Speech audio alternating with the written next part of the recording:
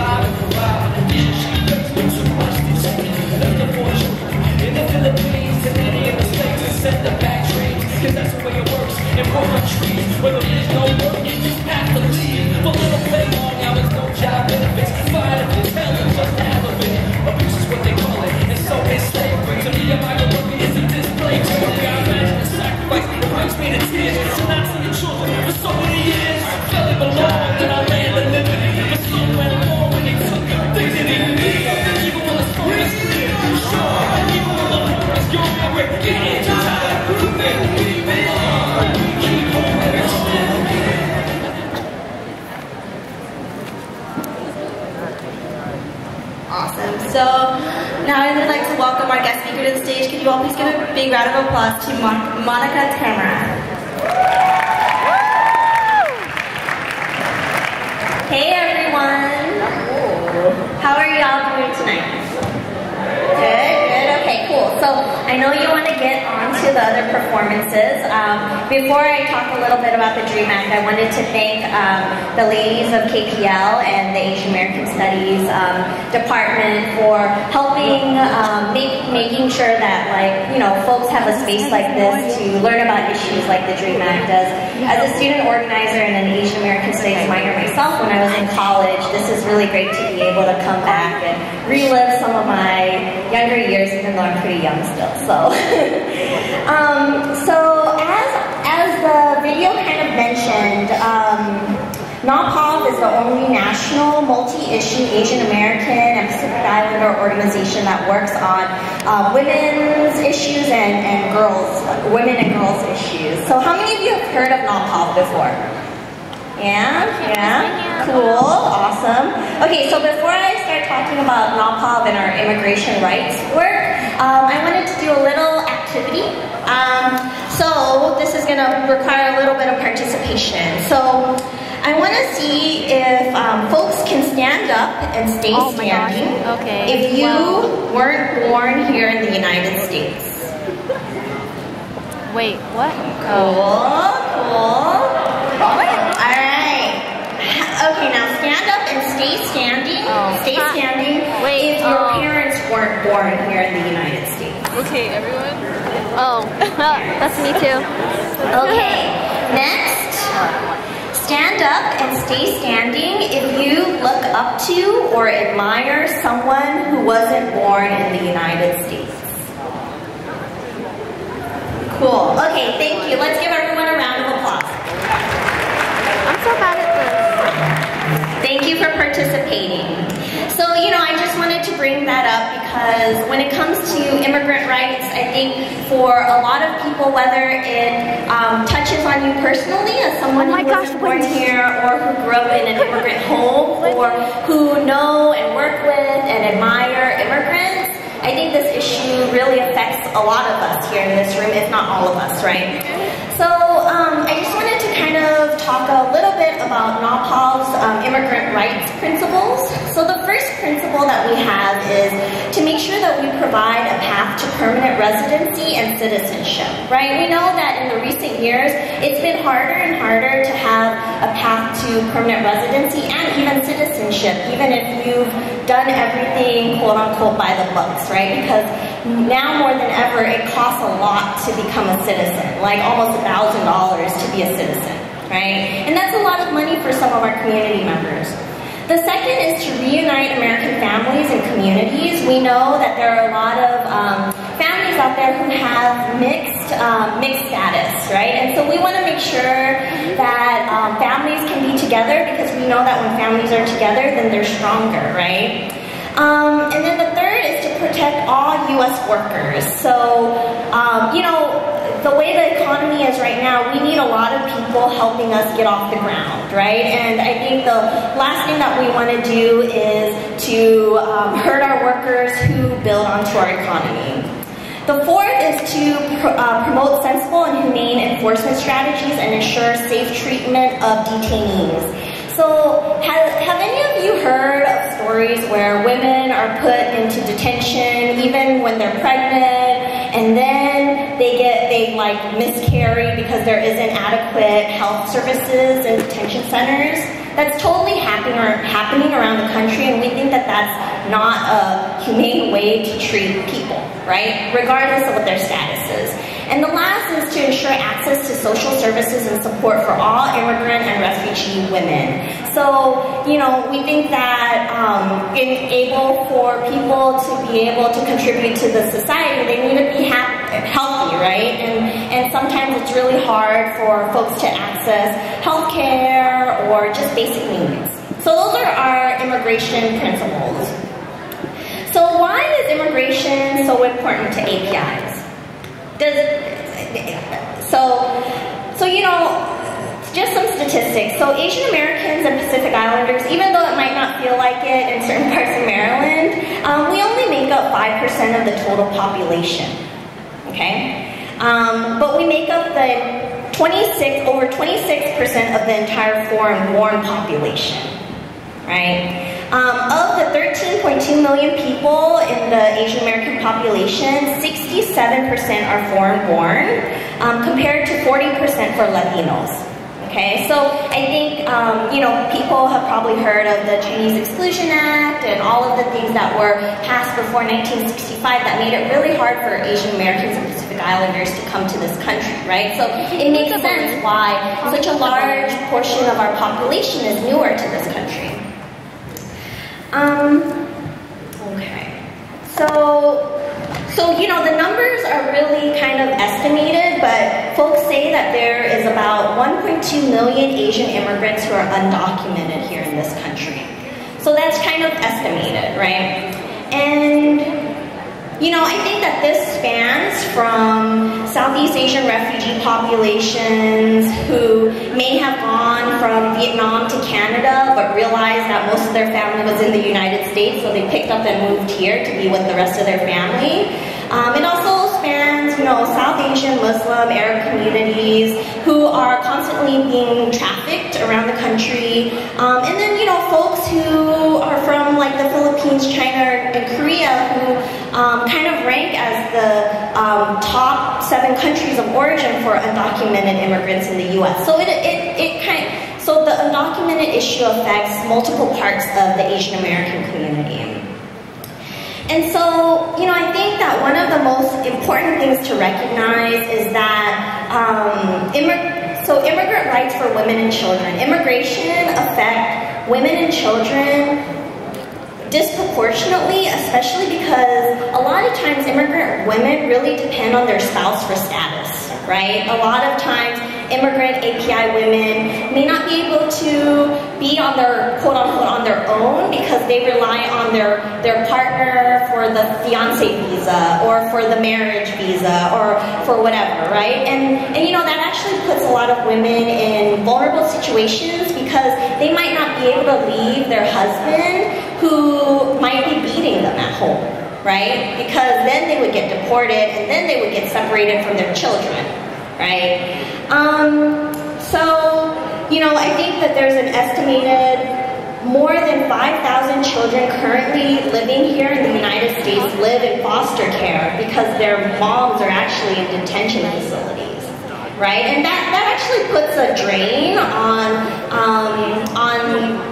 you know, our economy as well, because if those mothers weren't in detention, then they would be taking care of their children, and their children wouldn't be in foster care. So, you know, and a lot of these punitive kind of immigration measures, they really make it hard for women who may be undocumented to feel safe to take their kids to school or take them to the doctors, and their children are actually American-born citizens, right? So we know that Congress, have you guys heard anything about Congress lately? actually? Yeah. A little bit about how they're not getting a lot done. So we know that Congress is in a little bit of a gridlock right now, and immigration reform hasn't really come up in a really long time. But we have seen some positive immigration legislation kind of come up, whether it got passed or not, right? So the first is comprehensive immigration reform. That's the kind of golden ticket that everyone wants, right? And hasn't been introduced. The second is the Help for Separated Children's Act, which provides legal rights and remedies to parents and children who are separated when a parent is detained, right? And that affects women and children a lot. And the last is the DREAM Act. So how many of you know what the DREAM Act stands for? Yeah? What does it stand for from Asian American Studies? So it stands for the Development, Relief, and Education for Alien Minors Act. Okay? So how many of you know a couple things about what the DREAM Act does? Yeah? You guys have heard of it? Now you guys don't want to raise your hand because you think pick on you. Okay, so the DREAM Act allows youth who enter the U.S. as small children and have attended American schools to have a pathway to citizenship, right? There's a whole bunch of different requirements, like you have to be here by a certain year, you have to go to an American high school for X number of years, you have to be quote-unquote a person of good moral character, which means that you can't have a record, right? You also have to either go to a university or enter the military, right? There's specific paths that you can take. And then eventually, if you stay on track, then you would be able to gain permanent residency and then citizenship, okay?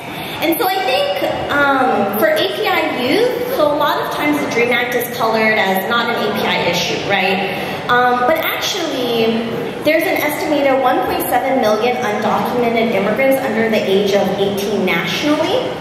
And 1 in 7 Korean Americans are actually undocumented, including a significant percentage under the age of 18. So I'm from California. I went to a school in the University of California system, and they estimate that about 40% of the students of the University of California schools that benefit from the DREAM Act are actually Asian American Pacific Islander. That's huge, right? Almost half of all of California's DREAM students are API. And we only make up 5% of the entire country, right? That's huge. And you know, I think that I wanted to kind of talk about a few facts and myths before I kind of left you all. Because you know, I think a lot of people talk about the DREAM Act and you don't know what's true and what's not true, right?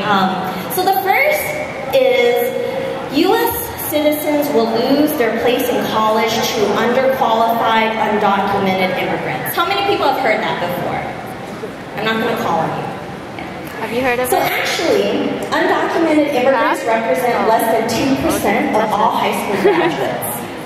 Not enough to significantly affect access by others. So the DREAM Act does not provide immigrant students any special treatment, right? They're not getting like affirmative action to get into schools or anything like that for being a DREAM student.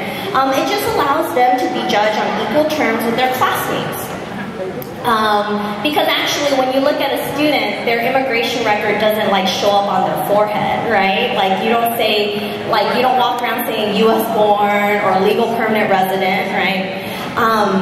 And so if a child does well in school and they're qualified to go to college, it just allows them the opportunity to go if they want to.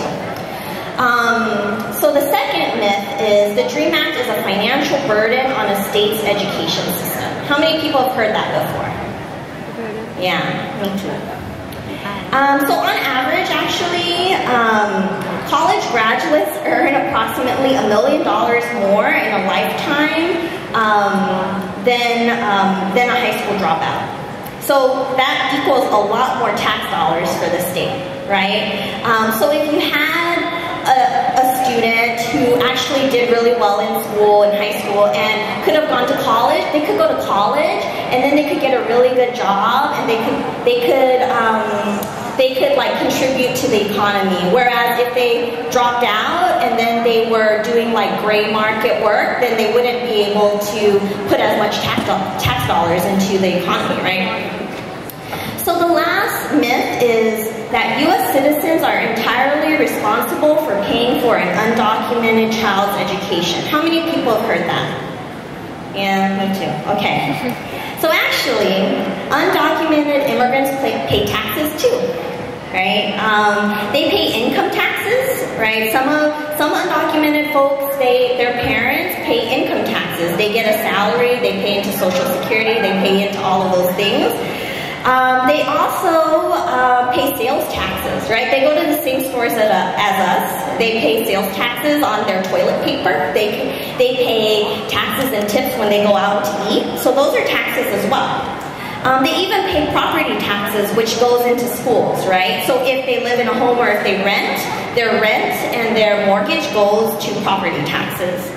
And then they pay payroll taxes, right? So actually, they pay a lot of taxes, but they don't receive any benefits from these taxes, including tax refunds. So, you know, a lot of what is going on in Congress is that they want to have like tax breaks for folks, but they don't do that for undocumented folks, right? So the least that we could do is let them go to school. So, how many of you have heard of the Maryland Dream Act? Yeah? Cool. So the Maryland Dream Act is actually something really exciting that your legislator passed, which makes it possible for undocumented youth here in Maryland to be able to get in-state tuition, right? So it's not even free tuition. It's not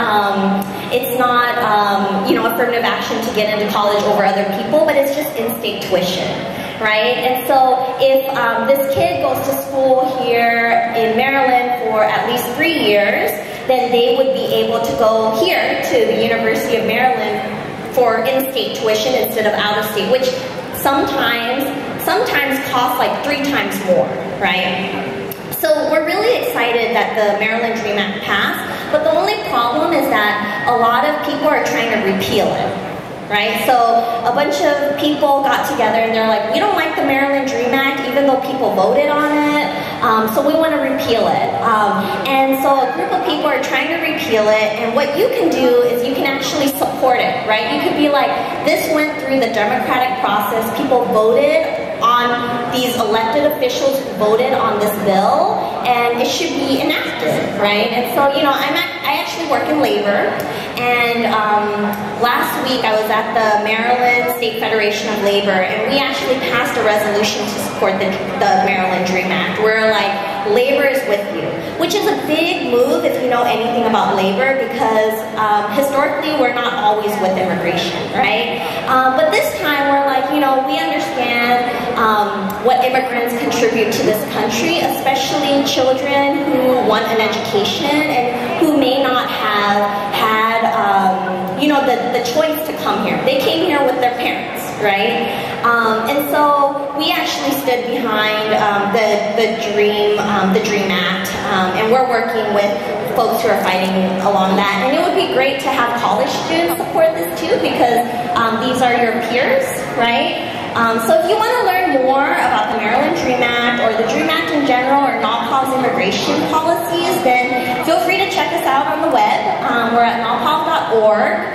We're also on Facebook and Twitter and all of that stuff. And Ivy, who's right there, and I are both from NAWPAW and NAWPAW DC. And if you want to learn more, then we're going to stick around for a bit.